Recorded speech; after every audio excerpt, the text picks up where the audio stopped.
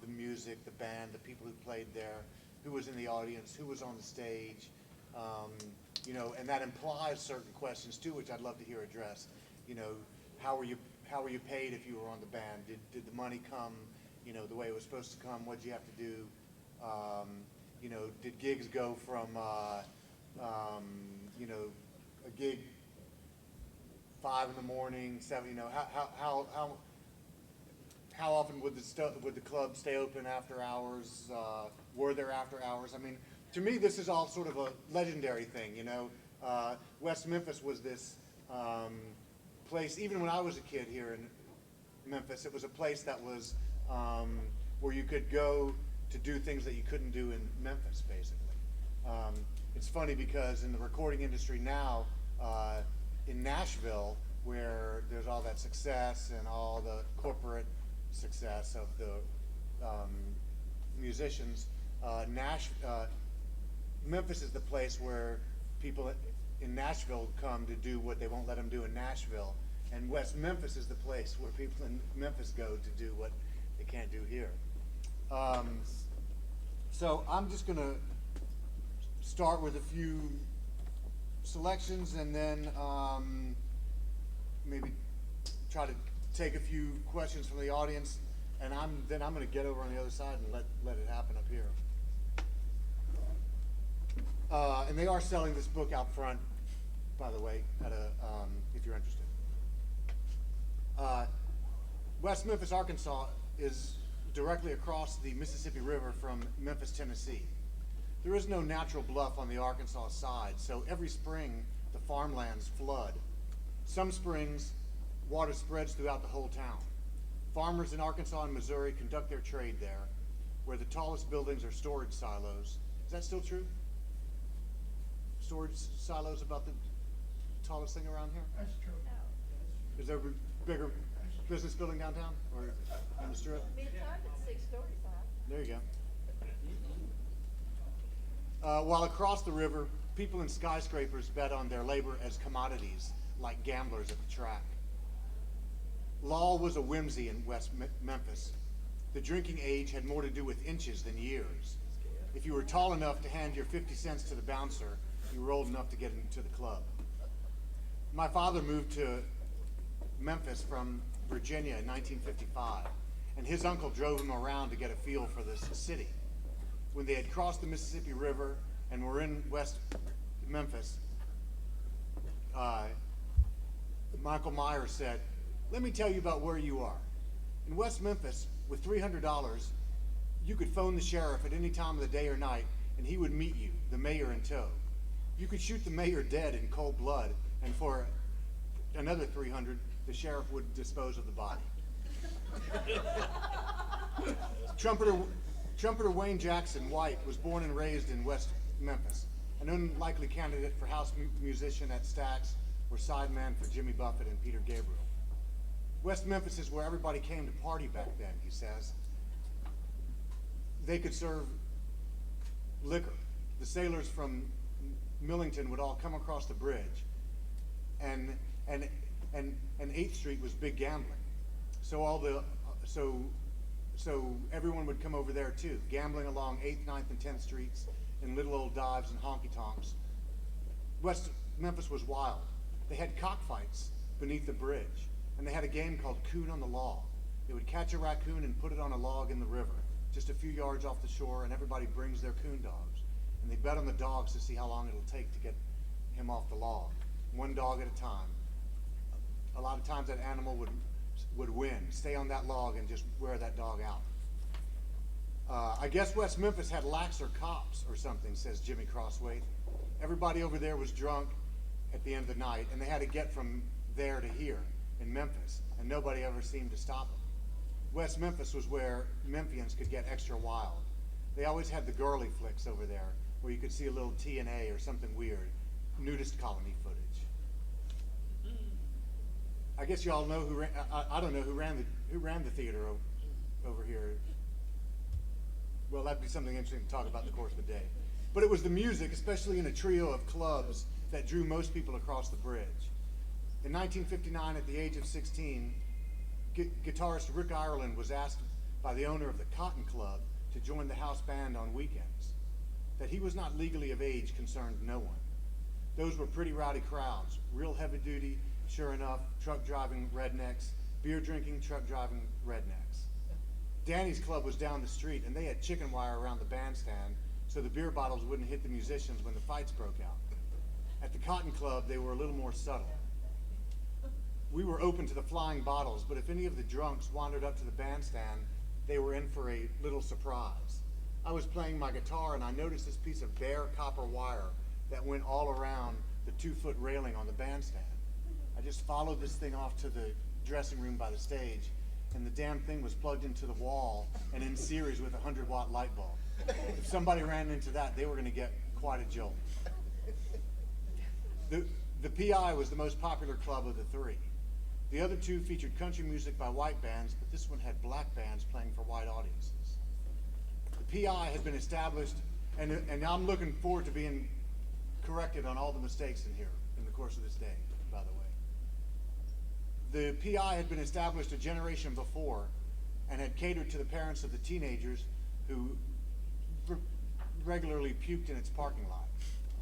Throughout the 1950s, the house bands there had evolved from the big swing sound of the Finest Newborn Senior Family Band, featuring Finest Jr. on piano and Calvin on guitar, to the smoother sounds of Willie Mitchell and the Four Kings, and later to an even smaller combo led by Ben Branch, who had become a prominent civil rights activist. Whatever happened in the audience, the bands never played less than world-class music. Patrons were allowed to bring in hard liquor, which was not officially sold on the premises. The Plantation Inn was a family place in the way a swing joint run by the Addams family might be. Morris Berger owned it with his son Louis Jack. There were many places a person could get wild and drunk, but with blacks and whites in the same room, even if separated by the proscenium of the stage, the PA provided a peek behind the wall erected by society. Its spirit was summed up on a neon sign hanging near the stage that bore the name of a radio show once hosted by the senior Berger and broadcast from the club called Having Fun with Morris. The Plantation Inn looked like a big 2-story house, says Wayne Jackson. Is Wayne here? All right. There was a doorway about a quarter of the way down the building, and you went in there. And the bar part and the restaurant part was on the left. And the bouncer, he was a boxer. You'd go past him and his little desk, and then you'd turn right into the main room, a big room. There was a sunken dance floor over about 60% of the area, and the tables were on the sides. The bandstand was on the far end, where Willie Mitchell and the Four Kings would do their thing. And the back of the bandstand was a big fan that sucked out the smokes and the hats and the ladies' wigs. Before I began sneaking in there, I'd stand back behind that fan and listen to the band. So Willie Mitchell always sounded like, ooh, coming through that fan. The Plantation Inn was like a roadhouse out of a movie, says Jim Dickinson. The bouncer's name was Raymond Vega. Raymond's here. He wore a cast on his arm, but his arm wasn't broken. It was for stopping people. The Finest Newborn Orchestra was the house band from 1948, the year Calvin began high school, through 1950. Calvin's here. Hold your hand up, Calvin. Good to see you, young man. I'm excited.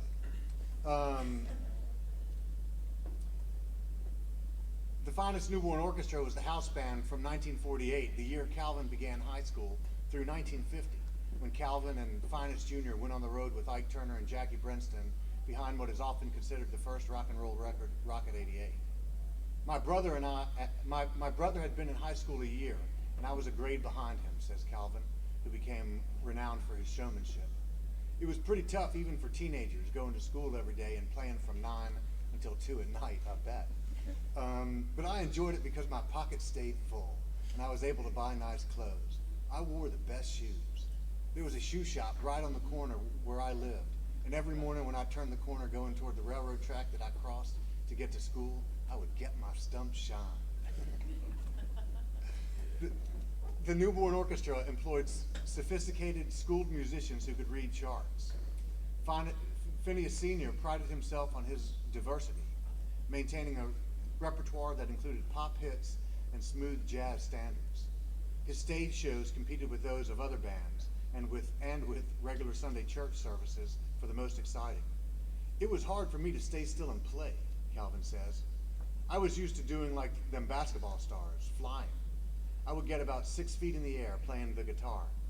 As a matter of fact, I used to think I could fly. I felt like I could make myself as light as I wanted to. Even today, I dream that I'm walking down the street and spread my arms and just take off and fly. Mama Rose Newborn, Phineas Sr.'s wife, remembers they played Tennessee Waltz at the Plantation Inn every night, and the Plantation Inn wife and husband would come out and dance to it.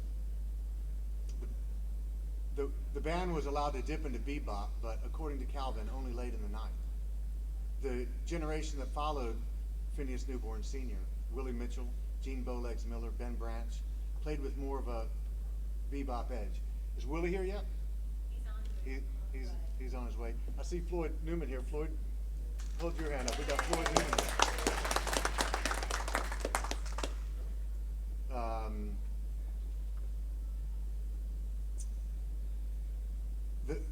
The bands were smaller, shifting to beat-heavy rhythm and blues. When I was a kid, I loved to dance, says Charlie Miller, a painter. At the PI, if there were several people on the dance floor that were really dancing well, the band would keep going. There were times when the bands and the dancers were jamming. It was beautiful, it really was. The Stax sound grew out of the bands that played to white audiences at the Plantation Inn and to black audiences in Memphis clubs. Ben Branch was the leader of the band when I started going, says Jim Dickinson. He eventually went to Chicago and got into Operation Breadbasket. He was standing next to Dr. King when he was assassinated. He recorded at Stax when it was still satellite. These guys played jazz and they sat down when they played. They had music stands. I don't know what was on them, racing forms, maybe. But they were the band that everybody copied. The two horns, the thin sound. I'd love in the course of the day to hear Floyd Newman talking about the horn sound and its evolution from, you know, the PI and Stax and Manhattan Club and Flamingo. Let's hear about it. The two horns, the thin sound, as compared to 5 horns or 7 horns. 2 horns isn't even a chord. It's just an interval. 2 horns takes the keyboard to make a chord. It's less sophisticated. The horn parts by nature become more percussive and Memphis-y. Packy Axton learned to play from Gilbert Caples. That's where the Stax sound comes from. It's Ben Branch's band, pure and simple. The idea of light horns is, I think, the Memphis sound phenomenon. If Ben Branch was an influence, Bowlegs Miller was too, says Stax sax man Andrew Love, who was not allowed in the PI audience because of the color of his skin. The Stax sound was just a Memphis sound, and Ben and Bowlegs were 2 of the most popular band leaders in town. In Memphis proper, there were black clubs up and down Beale Street and scattered through the north and south sides of the city. When he was in the 10th grade, Andrew Love was tapped by Bowlegs Miller, and he had to regularly sneak out to make the gig. His father, a preacher, forbade this devil's music. Love remembers that his mother bought his horn when his father was out of town. They came out of the store and a big long car drove past, on the side of which was painted B.B. King. Someone yelled out the car window, "You'll be sorry." Oh man, I remember him telling me that story, and I still think that's the funniest thing. What a way for a kid to get into the music business, properly warned. The West Memphis scene careened along pleasantly for several years. We thought we were sneaky for going to the other end of West Memphis, says Wayne Jackson, which was really just down the street from where our parents lived. The deal was that Louis Jack knew all our parents. Hell, West Memphis was 5,000 people back then. Everybody knew everybody. And they knew where we were the whole time. Louis Jack would say, "Well, I won't let them drink but a little, and I'll run them off before it gets too late." We thought we was hiding. Mom and Daddy'd say, "Well, Louis Jack will run them out about 10:30. And sure enough, we'd be home about 11.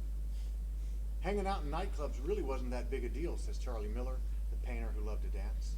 After the prom, you were expected to go to the PI. That was a tradition. Everybody did it. Our parents knew we were drinking, but that wasn't a big deal to them.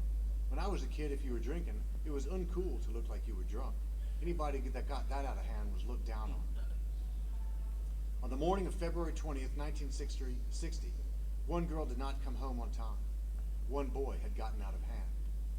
The headline in the Memphis Press-Symmeter screamed, "Memphis girl found slain. Police say boy admits it."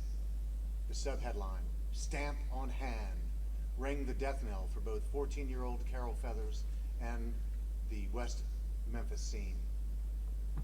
By her mother's account in the newspaper, the ninth grader frequented the Cotton Club.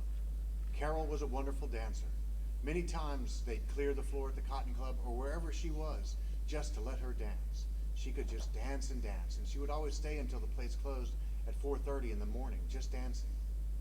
On the night of the 19th, she ran into an old beau, former high school basketball star Jerry Blankenship, 17, married, with a wife 9 months pregnant.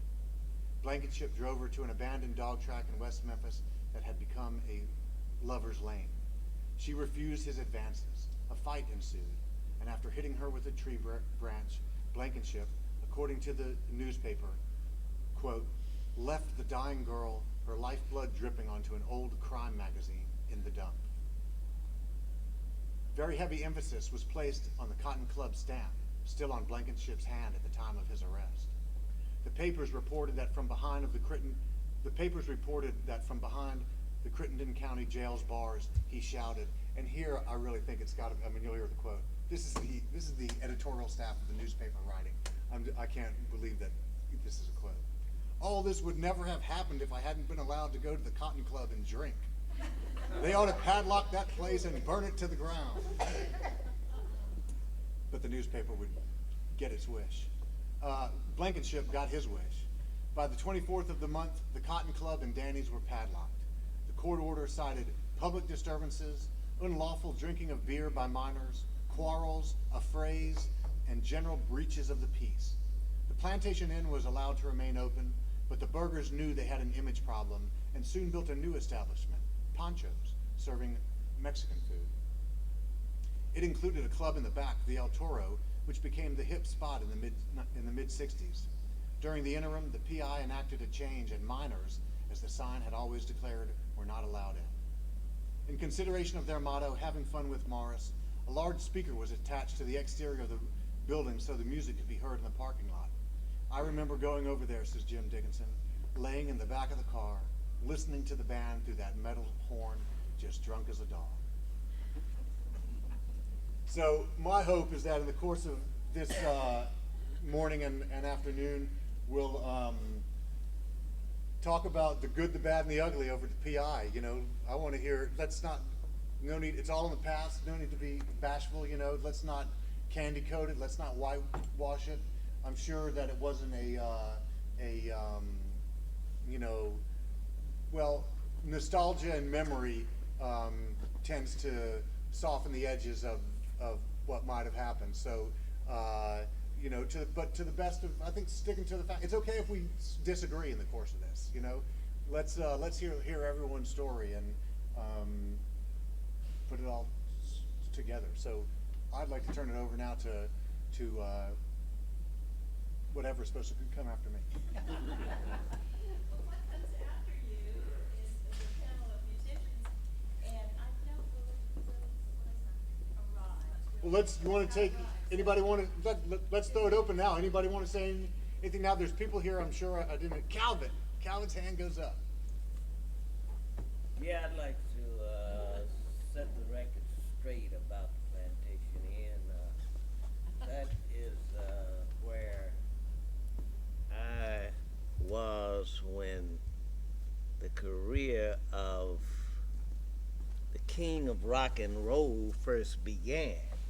Elvis Presley came to Memphis the same year. I started in high school, and that was 1948, the same year that my dad left Lionel Hampton's band and formed his own finest newborn family show band at the Plantation Inn, at Morris Berger's Plantation Inn. And that year, when we started at the Plantation Inn, Elvis used to come over there. Of course, that was later on in the year because during the summer, I went on the road with Roy Milton's band. Junior's Jive was a hit then, and that's when I got my rhythm and blues degree. Playing the Chitlin circuit. And we started in Atlanta, Georgia, and played all of the large cities, clubs in all of the large cities, out to the Hollywood Palladium for the summer.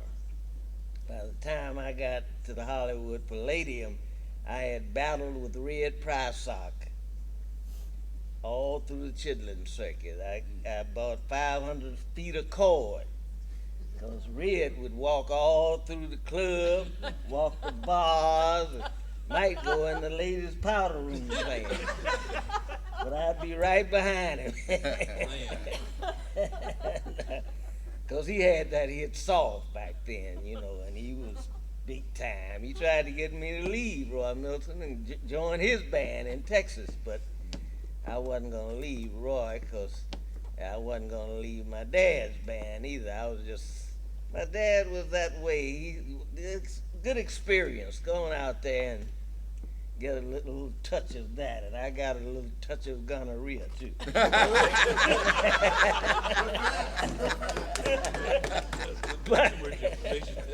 But fortunately, my uncle and Dr. Miller's newborn, when I got to L.A., he took care of that for me. But then when I got back to Memphis, my dad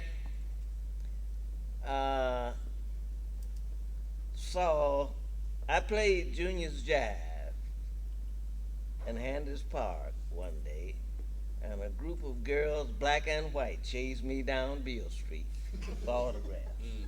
I hid in the theater behind the seats, and I could see an image of myself like strange fruit. When I told my dad about it, he said, "Just wasn't your time." I said, "You right about that, because, I wasn't going to sign no autographs to no white girls." Anyway, about that time, Elvis had a job as an electrician, driving an electrician truck. And he wore one of those uniforms that they wear. He used to come to the Plantation Inn every Wednesday and Friday night. He'd show up and see me do my act. He and my dad talked a whole lot. I remember my dad telling both of us, "You got to give the people something to see. Give them something to hear and something to see." That was it. Because he wanted a show band, and he knew that people wanted to be entertained, because television was getting hot then, Everybody wanted to see something. So that's why he hired Baby Ray. Because Baby Ray, if you think James Brown could dance, you should have seen Baby Ray. Where is Baby Ray? I wish I knew. Baby Ray was Bowleg's brother. He was a Crosby, and he was Raz's brother, Charles Crosby Jr., who was quite a jazz drummer. I played with him in New York shortly before he passed. But I wish I did know what happened to Baby Ray. But anyway, Baby Ray would line up chairs on the dance floor at the Plantation Inn, and he would dance like James Brown and turn a flip over those chairs, do the split and come up, man, and he'd outdo James Brown. Baby Ray was something else. Anyway, Elvis used to come in every Wednesday and Friday night and see our show. At that time, my wife, I had married the vocalist in the band, Wanda, and taught her how to play the trombone, because I had switched from baritone horn to trombone. And I love the trombone. So she learned how to play, and we did a battle of the trombones. Blow your horn, blow your horn, blow your horn, blow your horn. And we upset the house because I always let her win. But that was a good act. Then when I did my act, you see, my hang time was like Michael Jordan. I played in full flight. And when the Elvis used to come in every Wednesday and Friday night and see me doing my act, he and my dad would talk, a lot. And during that time, it was, my brother was the talk of the town. When bands would come to the Peabody, like Jimmy, Tommy Dorsey, Ted Weems, and all, the big bands, Charlie Burnett, they would usually have movie stars with them. This particular night, 4 movie stars came over after, Mr. Morris got a call, and they said they were coming over to hear my brother. They had heard about Phineas Jr., and they wanted to hear him. And we were getting off at 2 o'clock. But they came. Mr. Morris went upstairs and woke Brenda and the whole family up. He said, "We got movie stars in the house. Come on down. Get autographs." I remember Brenda was a little girl. And they were all standing in the front of the club waiting to get autographs from the movie stars. Dave Ryan, Pat O'Brien, John Carradine, and Eva Gabor was one of the top 10 blondes, man. She was fine. But they came right to the bandstand. "We want to hear that Finus Jr. play." Because then his name was Finus. He didn't change his name till Phineas. My dad spelled it Finas. He didn't want nobody calling him Phineas. But a group of girls got behind my brother. I call him Junior because that's what I call him, Junior. But he played trumpet the year that W.C. Hanley got sick at the Blues Bowl game. He played Memphis Blues just like he had written it himself. My brother could play some trumpet. In fact, he could play any instrument he wanted to. That's what people don't know. He was the greatest musician of all times. But anyway, he had played that at the Blues Bowl game, and a group of girls got behind him calling him Fine ASS. When he got home, he told my mother about it. He told her he was going to change his name to Phineas, and that's what he did. After then, he was Phineas. He wasn't no more Finus, but my dad, you better not call him Phineas. Anyway, when we got to New York, it was Phineas. But that during those years, we played at the Plantation Inn 4 years, practically 4 years, not quite 4 years. But Elvis would show up. He'd show up every Wednesday and Friday night. And he and my dad would talk, and finally, when we left the Plantation Inn and went to the Flamingo Room, well, let me go back a little further. Before then, my brother and I, there were 3 people who I attribute to the flourishing of rock and roll in Memphis. That was Sam Phillips, Morris Berger, and Elvis Presley. Oh my God. All right. You see, they were people who were way ahead of their time. That's right. You see, they were Martin Luther King's dream come true before he had it. That's right. That's who they were. So Sam Phillips had my dad, my brother, and I to record when it was the Memphis recording services when he first started. We recorded so many boogie woogies. It's unbelievable. We recorded Tennessee Boogie, my brother playing, you know, Finals Junior Boogie, Riding a Boogie, all kinds of boogies. Because Sam was on top of it. See, Sam knew that that was, in fact, I think that's when he got the idea. If I could get a white person to sing over this, I could make millions. You know? And we recorded all those boogies. My dad had the best, he called it the mash, but he had a shuffle that I ain't heard nobody play yet.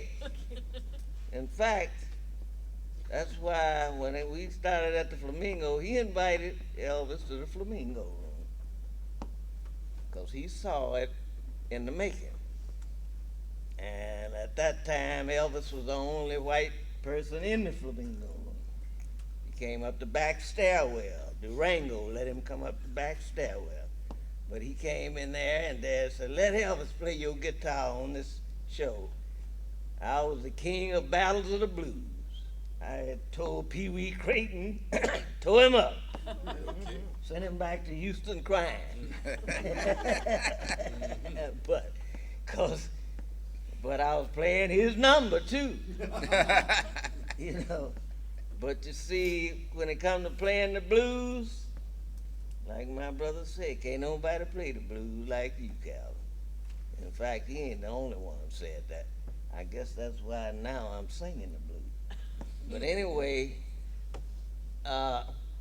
when we recorded all those boogies, Sam got the idea. That's when he got the idea to put, and when Elvis, my mother told Elvis, she saw him one day at Trigg Avenue Baptist Church. See, Elvis was Pentecostal, but he loved to go to black churches. In fact, he wanted to be a gospel singer. And my mother told me this. Elvis came in, because my dad had a record shop then on Beale Street. That was before he recorded his first record. Elvis said, Mama Rose, he called her Mama Rose.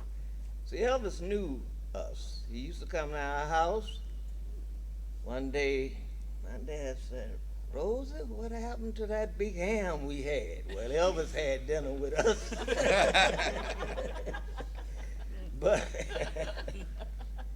But he would come by the shop on Beale and he would eat with us because we had a place in the back where we would cook soul food and he'd eat with us and he and my dad would talk, but he was a different kind of dude. I loved him. He was a beautiful cat. Elvis was, until he struck it rich. Then they gave him an image that didn't do him justice. But well, I'll say it like it was. They gave him the image of a Southern bigot, probably because they figured that would get to the masses, and that's what it did. It made a lot of money, but I think it was unfortunate for Elvis because I think that's what caused his early demise. Because as quiet as it's kept, he did have enough drugs in him to kill an elephant. But I'm not saying that it makes me sad because I had $100 a day drug habit in New York City in the asphalt jungle. That's why I'm blessed to be here. Amen. But Elvis got the glory. I got the longevity. You know. And it makes me sad. I sat on the Florida Theater stage and Elvis impersonator, this was a couple of weeks ago, at the Jacksonville Follies. Because Teddy Washington had the big band. And he asked me to play in the band. And it was a good show. And they had a Elvis impersonator. And when he came out doing Elvis Extraordinaire, I couldn't hold back the tears. you know, 'cause I know how my mother felt when she used to hear somebody sing Amazing Grace. I felt so blessed, and I wondered why. Why couldn't I cuss Elvis out or something? Why did I? But I loved him, man, because he had, well, I threw the ball to him, you know, the spirit ball. Wasn't nothing but the sanctified dance. That's what I was doing. I got it from my granddaddy. And I didn't know he played guitar and walked in his church till just before he died. But my mother told me that. You just like your grandpapa. Because she said he was sanctified, but he wasn't satisfied because he had 15 boys by his wife and several girls by the woman across the pastor. But Mama Joseph was something else. I had to write about her in my book too. She delivered one of his children. That's when my dad ran away from home. And that's something, because my mother said if I had met her at the well and she was looking like a snake swallowed a hog with my husband's child, I'd have hit her with that bucket. But Mama Josie was a saint, and I don't mean a saint because she belonged to the Church of God in Christ. She just did what was right. See, when my dad refused to go get the, what you call them, midwife, she went on over there and delivered that child. You know, she did what was right. Swallowed whatever. She swallowed pride or something, anger. I know she was mad, but she delivered that child. And I think that's something about the spirit that you can't touch. I think that's what Elvis had. He had the spirit, and he sent it all over the world with rock and roll. Because, like I said, I threw him the ball, and he ran a touchdown with it. And my dad really instigated it, because he put the bookification in rock and roll at Sam Phillips record services. My dad. He put that beat. See, he made Elvis dance and he made elephants dance. He did. Before he died, he was with the Paul A. Miller Circus, traveling circus. The last time I saw him was in Jamaica. They set up at a big mall in Jamaica, Long Island.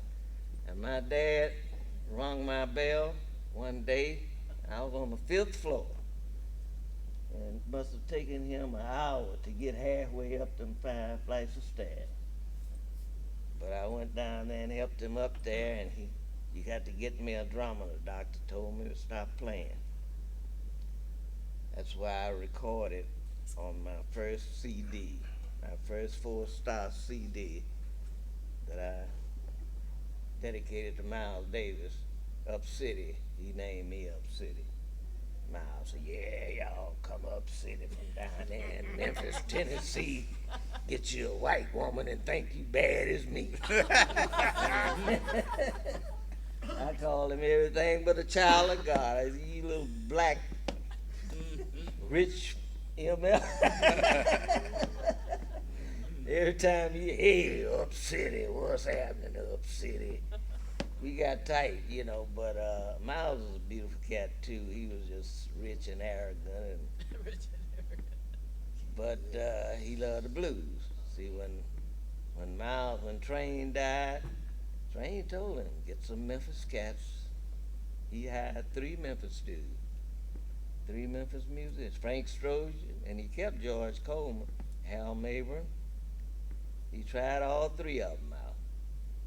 After Train, he ran Train back to Philadelphia because of his habit. He smacked Train at the Village Vanguard. But train went through changes just like I did, just like Elvis did. They didn't survive, and I'm blessed. I thank God for that.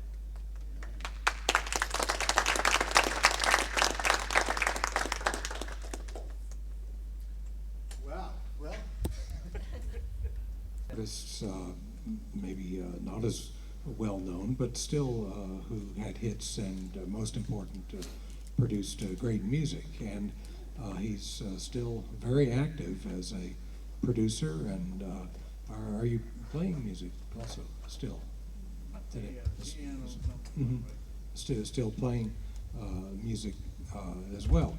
And then to his right, we have Floyd Newman, who has played on many sessions on such great labels as Stax and High Records, and Ben remains very active in the Memphis or Greater Memphis music scene.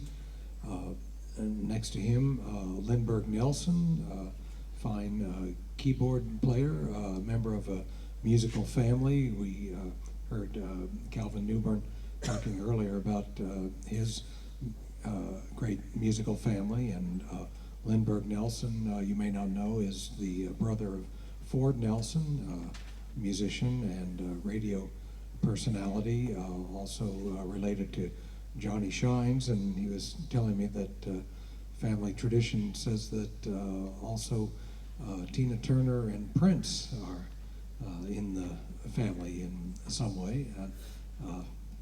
So Lindbergh is still active in music today. And then we have Thomas Clay. I'm not so familiar with your career, but I'm sure you'll tell the audience all about that. And Bo Peet, Clyde Fleming, who I've gotten to know over in here in West Memphis, and again, he's still active as a guitarist. And next to him, another great guitarist. We heard from him earlier, and I know he's going to tell us a lot more in this session. Calvin Newburn.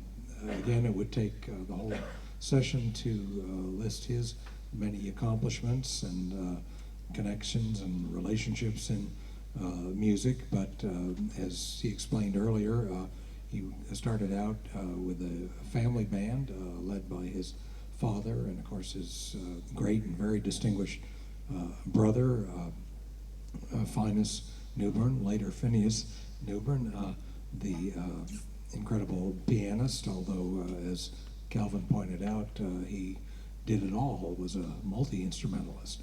And Calvin remains active in music now, I believe, living in Florida. Is that?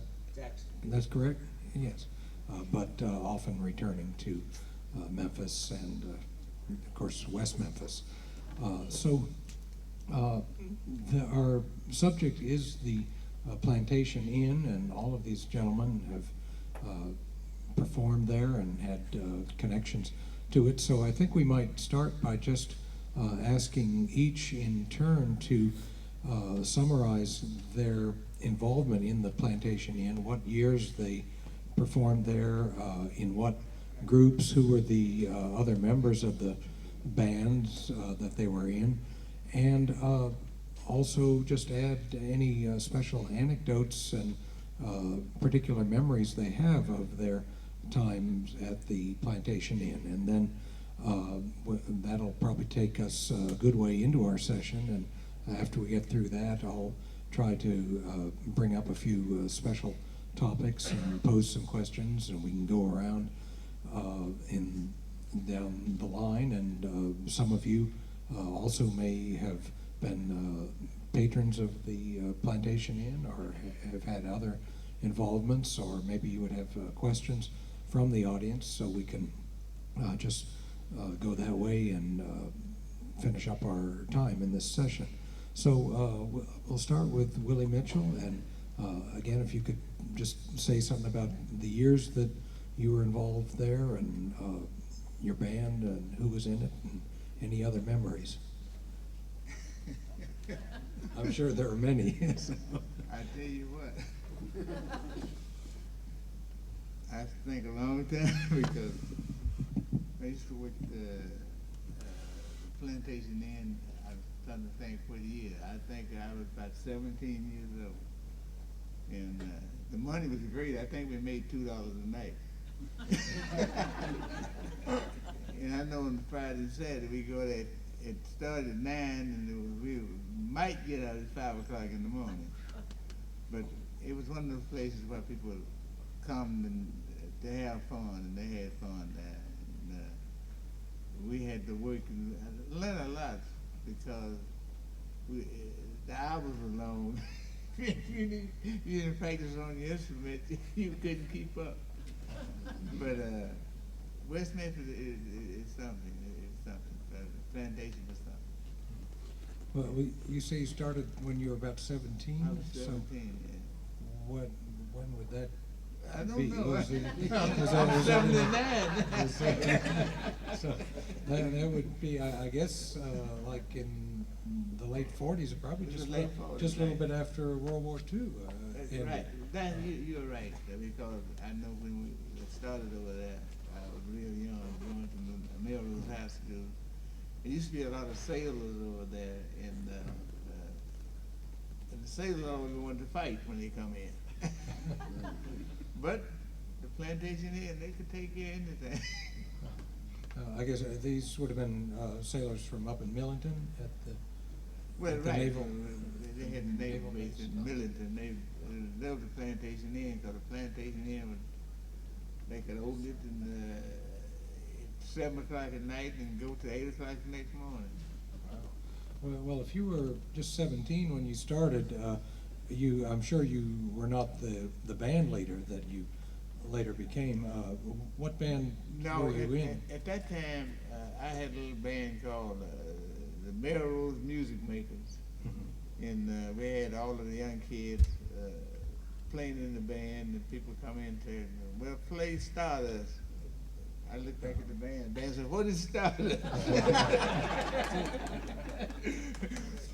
and I would say, "Well, I don't know what it is."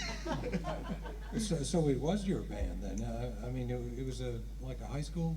It was group? like, well, the Plantation Inn never, what you said called this band, they would have, they might have Floyd, me, and somebody else. They'd have, they'd get people from Memphis to come over and play. But there wasn't no band really featured. Oh. That didn't come along until Cotton Club and Danny's Club come along. I see. So they would just put the band, Put the band together, and if somebody couldn't make it or dropped out, they would ask the other I need a piano ask the player. other musicians, Right. yeah, I to need a find- piano player. Get the piano player. Now you need a horn. Get a horn. I see. Okay. Well, all right, Mr. Newman, then you could Yeah, tell us a well- little bit about your involvement. I came here in 1965 to the Plantation Inn. It was a fellow that had a band, like Willie said. You know, it wasn't no names. You just had a band.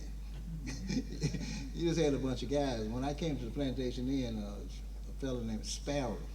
I know you remember Sparrow. Sparrow played drums, and he ran across me somewhere, and he said, "Floyd, you want a gig?" I said, "Yeah, you know." And so he hired me at the Plantation Inn, and his name Solomon Hardy was his name, I think. And I worked over here a few nights, and then all of a sudden, Sparrow started getting in a lot of trouble. And what the trouble was, he'd be late all the time, you know. And all of a sudden, this movie star walks up to me, Morris Berger, the most debonair, best dressed man I'd ever seen in my life. I said, "He must be a movie star. Who is he?" No, they said, "He's the owner." I said, "What?" Talking about a good-looking man, a handsome man. You know, he just had it all. You know, the way he looked and everything, even his walk was debonair. You know, and he walked up to me and he said, would you like to be the band? Would you like to be the leader? And I said, what? He told Sparrow, you can go home. And he just hired me to sit like the band was already there, so I became the leader. And eventually, you know, I had to have somebody, and Sparrow, the drummer, and you probably didn't know this, but Bill Ford had a son that played drums. You remember Bill Ford? And he was a little kid in high school, but I hired him. And then I had to let him go because you know he was in school. And then later on, I hired Howard Grimes, who everybody knew, who was the premier drummer around town at that time. And so we had a good band, and I was having a rough time. I was in college at the time. I was working at Stax at the time, Right. and coming to the Plantation Inn at night. I was playing from the Plantation Inn from 9 until 4 in the morning, going home sleeping from 4:30 to 6, and getting up and going to college. Leaving college about 2 and stopped by Stax because they were doing things in the afternoon then at Stax. Worked there a few hours and come to the Plantation Inn again at 9. And I did that for 2 years. And Emerson Abel, who out of Howard on the weekend and also TC on the weekend, said, you ain't gonna make it. You can't make it. I said, I'm gonna make it. He said, it ain't possible. I said, I'm gonna make it. But to let y'all know, I made it and graduated with honors. It was tough, but I enjoyed working at the Plantation Inn. And later on, Louis Jack took over, and Louis Jack was in my corner, same way his dad had been, and had a singer there named Charles Turner. Charles Turner was a been watching my face when Charles be out on the, and Louis Jack told me one night, come in, I want to tell you something. Come in the office, he said, Floyd, it's a difference in you and Charles. And I can tell by the expression on your face when Charles is out on that floor that you detest the way he's acting. And I want you to know, Floyd, you do not think that all colored people, all black people are the same as Charles. So forget about Charles, Floyd. He said, I see your face. He said, I know you ain't saying nothing. You know, I'm saying a word, but you detest what he's doing. I said, yeah. And he said, but just forget about it. You know? And I said, okay, whatever. But those 2 years I was here, 65 and 66, was fantastic. We had a good relationship, and Isaac Hayes was in the band. A lot of people did not know that. I had hired Isaac, and I brought a picture tonight of the band. Why don't you pass it around? Can we pass it? So everybody can see it. And nobody will touch it. And Brenda just told me that they didn't have a picture of no other band that had been here. No. But what happened, Louis Jack approached me one night and he said, look, I want a picture of the band to put out in the lobby. And he hired a photographer, came out and took pictures of the band. And that's why I have pictures, you know. And I had some pictures made and gave everybody in the band one. And one of them is deceased now, but everybody else was still hanging here. And we enjoyed it. Had a great time at the Plantation Inn, never no problems. Wonderful time. But I was going through, I had 3 things going on, folks, but I made it through them. Oh, I forgot to tell you. So last week a guy asked me something like that, and he said, well, when did you sleep? I said, I slept from 4:30 to 6. He said, but what you tired the other day? I said, well, see, I had a little thing at night. See, we were playing 45-15. Every 15 minutes, I would go to sleep. And I had told Isaac, wake me up. I said, folks, now, I slept 14 and a half now, because I was so tired. Every hour I slept that amount of time, and I was getting in that sleep, and you'd be surprised how what those few little minutes did to me. He snowed too. You know. See, he was there. I get in the chair and just go back against the wall, and Isaac would wake me up on time. Hey, Floyd, what time? Get up, get up. I said, okay, man. But here's a picture coming around with the band was here at this time, and we had a great time. Okay. Well, Willie Mitchell was there at the very early period at the Plantation Inn, and it sounds like Floyd Newman was there kind of at the end period of it. Now we come to Lindbergh Nelson, who I believe was a musician there kind of in between the two ends. So maybe you could tell a little bit about your experience there. And starting with when you were there. Well, it's been such a long time ago, I forgot what year it was. But I played with a whole lot of different musicians over there. I was something like a fill-in band. And my name wasn't even known then. I just filled in. I used to play with Prince Gage, Big Lucky. Like when the main house band wasn't there, they would call us to come in. But we still enjoyed it. I was still in school one while. I used to go over there and play. Then we used to go to Bebop Hall. I know you heard of Bebop Hall on 8th Street. Yep. But they call it the Las Vegas of West Memphis. That's when things were really flourishing over What there. goes on there stays there? Yes, that's right. And just all night long. That's been gambling league. Yes, it was. Who were some of the musicians in your band? Big Lucky Carter. It was so many. Russell C., L.T. Lewis. It was just a lot. Then we had one baritone player, we called him Zach. I forgot his real name, but he was good. Then we played with a lot of high school guys. Rice, Frank Stroger. I played with all of those guys. We just had a big time, but it was so long ago. There were so many guys I played with, I can't even name them all. But we had a great time. I think you told me once you were there a lot in the late 50s and Yes. early 60s. That's right. Yeah, we were in the fill-in band. Like when the main band wasn't there, they'd call us to come in and play. Maybe say a little bit more about places like the Bebop Hall too, because that was all part of the scene over here in West Memphis. Oh, yes. What were they like? You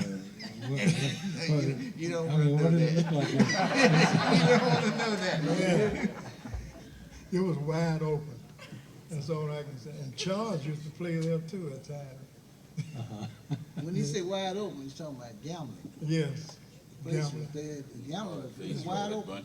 You think you were in Vegas. That's right. It was something like Vegas. Where would All the night long. Where would the gambling be? Was it in a back room or on the outside? Back No, room, back cars, anywhere. Yes. Yeah, everywhere. That's right. All night long. And you could Transit get, Hotel above. and you could get anything to drink you want. Yeah. Now the Plantation Inn, of course, it had a white audience. Yes. But at the Bebop Hall and places like that, would there be any white people that would come around? No. Not at all. Not at all. Not down No, there.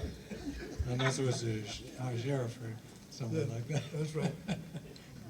If you couldn't get into the Big Buff Hall, you better off with that.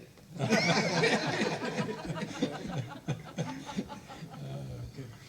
All right. Now, Mr. Clay, then, Thomas Clay. Oh, if you could- okay.